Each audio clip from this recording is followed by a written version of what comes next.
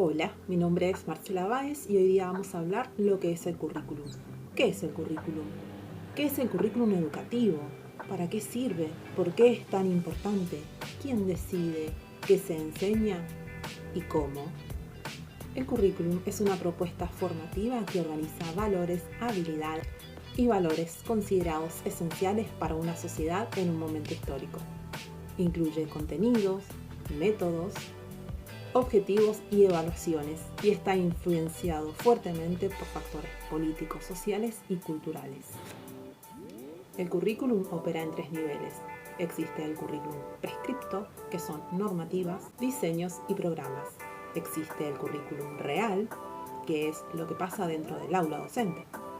Y el oculto, que son aprendizajes implícitos, lo que se transmite sin estar escrito, como valores, normas y formas de ver la vida. En esencia, el currículum no es neutral, jerarquiza saberes y refleja relaciones de poder, por lo que su análisis exige considerar tanto las políticas educativas como las prácticas cotidianas en el aula. Ubiquemos ahora el currículum en su contexto histórico y político, con sus desigualdades sociales. En Argentina, el término currículum se consolidó en Argentina en los años 90 como herramienta de reforma educativa, pero con limitaciones. Se priorizó cambiar los contenidos sobre las mejoras estructurales, como por ejemplo la formación docente y la infraestructura. Un ejemplo claro en Argentina es la Ley 1420, en 1884. Estableció que la escuela primaria debería de formar ciudadanos argentinos, enseñando castellano y valores patrios.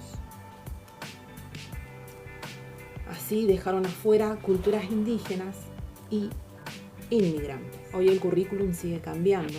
Por ejemplo, se ha agregado ahora la educación sexual integral. En la primaria, en el siglo XIX, se diferenciaban contenidos por género, labores para las nenas y agricultura para los varones, reforzando sus roles sociales. En las escuelas secundarias, como la de Buenos Aires, privilegiaron un modelo humanista elitista. Los alumnos en su mayoría seguían siendo hombres blancos de clases privilegiadas, donde les enseñaban latín, literatura y entre otros, mientras que las escuelas técnicas eran consideradas inferiores. Y con este panorama, ¿qué deben enseñar las escuelas hoy? Vivimos un mundo con redes sociales, inteligencia artificial y cambios sociales rápidos. El currículum debe adaptarse, pero no solo agregando temas, sino repensando cómo se enseña hoy. Según CRES, no basta con usar solamente el Internet, la tecnología. Hay que analizar críticamente la información, entender los algoritmos y producir contenidos. Esto nos trae de nuevo a la tensión que nos trae las enseñanzas con el currículum abierto y el prescripto. ¿Qué nos dice el prescripto?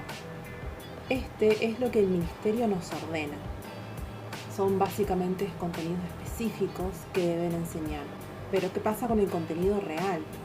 Es lo que realmente pasa en las aulas, lo que los docentes adoptan esos contenidos a la realidad. El problema ocurre cuando el contenido es muy rígido y no se puede adaptar a todas las escuelas, por ejemplo, en las escuelas rurales con las escuelas de la ciudad. Pero entonces, ¿qué enseñamos cuando enseñamos? En el ámbito educativo, el contenido es todo lo que se enseña, todo lo que se transmite en el proceso educativo. Conocimiento teórico, habilidades prácticas, valores y actitudes. Estos elementos no son fijos ni neutrales, sino que constituyen una construcción social que se selecciona y organiza según criterios pedagógicos, políticos y culturales. Los contenidos educativos se componen específicamente en 3 dimensiones fundamentales: la conceptual, la procedimental y la actitudinal.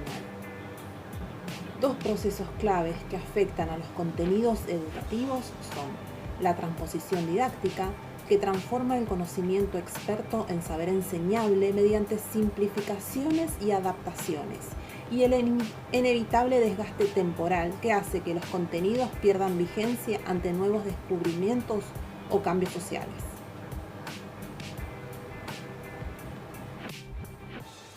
En este último capítulo abordaremos 5 temas importantes: la importancia de la programación para las prácticas de enseñanza, los niveles de concreción curricular y sus funciones, los enfoques principales, técnico-racional y procesual práctico, las decisiones docentes sobre componentes claves y su relevancia para mejorar la calidad educativa. La programación de la enseñanza es esencial porque transforma las intenciones educativas en acciones concretas. Asegura coherencia entre los objetivos curriculares y la práctica.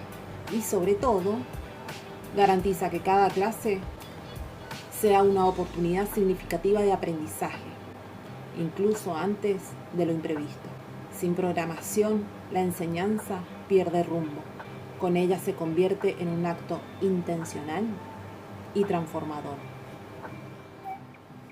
Hablemos ahora de los niveles de concreción curricular. El Sistema Educativo Nacional posee 4 niveles de concreción curricular. Tenemos los nacionales, los provinciales, los institucionales y los áulicos. Estos distintos niveles nos van a decir qué enseñar, garantizando un proceso de aprendizaje, enseñanza adecuado. Dentro del primer nivel, el nacional, nos vamos a encontrar con la Ley de Educación Nacional 26.206. Tenemos el MOA, que son las siglas para el marco de las organizaciones de los aprendizajes para la educación obligatoria, y la SNAP, que son los niveles de aprendizajes prioritarios. Este nivel establece los objetivos generales y los contenidos comunes para todo el país. Seguimos por el segundo nivel, que son los provinciales o jurisdiccionales. En ella nos encontramos con el diseño curricular provincial, los DCP. Este nivel se encarga de adaptar el currículum nacional a las particularidades de cada región. En el tercer nivel nos encontramos con los PEI, sigla para Proyecto Educacional Institucional. Cada escuela desarrolla su propio PEI en base a los currículums nacionales y regionales, considerando sus recursos y sus contextos específicos. Por último, tenemos el nivel 4, que es el áulico. En él encontramos la planificación didáctica. Acá el docente planifica y desarrolla las actividades de enseñanza dependiendo las características y necesidades de sus estudiantes. En el punto 3 vamos a ver que existe una dicotomía de integración de saberes. El enfoque técnico define objetivos específicos y luego diseña actividades para alcanzarlos, priorizando eficacia y control. Por otro lado, el enfoque práctico entiende la enseñanza como un diálogo constante e imprevisible. Cuando un docente planifica, toma decisiones importantes que dan forma a su enseñanza.